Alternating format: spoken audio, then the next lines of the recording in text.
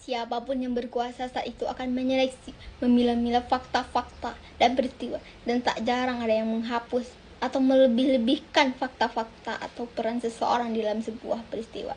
Itu adalah salah satu kutipan dari novel Namaku Alam karya Leila S. Chudori. Dan jujur, hal itu sangat relate dengan kondisi kita saat ini.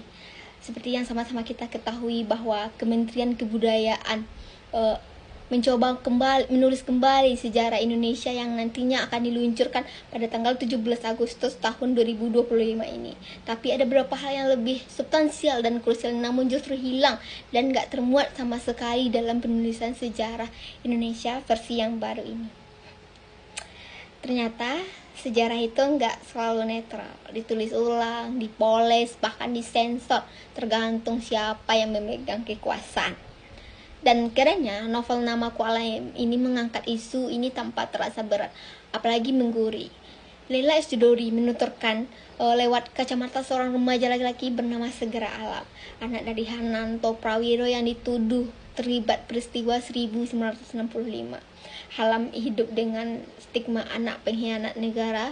Dia sering dibully, didiskriminasi, tapi dia cerdas, jago karate, dan dia ganteng dan tinggi. Jadi bisa bertahan. Namun di balik ketangguhannya ada luka dan pencarian identitas yang dalam. Novel ini mengajak kita melihat bagaimana sejarah gak cuma tercatat di dalam buku, tetapi juga tercetak dalam hidup seseorang dalam bentuk stigma, trauma, dan perjuangan memahami diri sendiri. Kalau kamu suka cerita yang menyentuh soal keluarga dan identitas, tapi juga nyenggol sejarah tanpa terasa akademis dan kaku, novel Namaku Alam wajib kamu baca. Ini novel yang cocok buat kamu yang suka cerita coming of age story dengan isu yang kuat. Alam ini karakternya nyata, kadang nyebelin, kadang bikin simpati, tapi justru itu yang bikin kamu bakal relate dengan perjuangannya. Novel ini juga cocok buat kamu yang suka sejarah tetapi lebih suka kisah personal daripada data dan angka.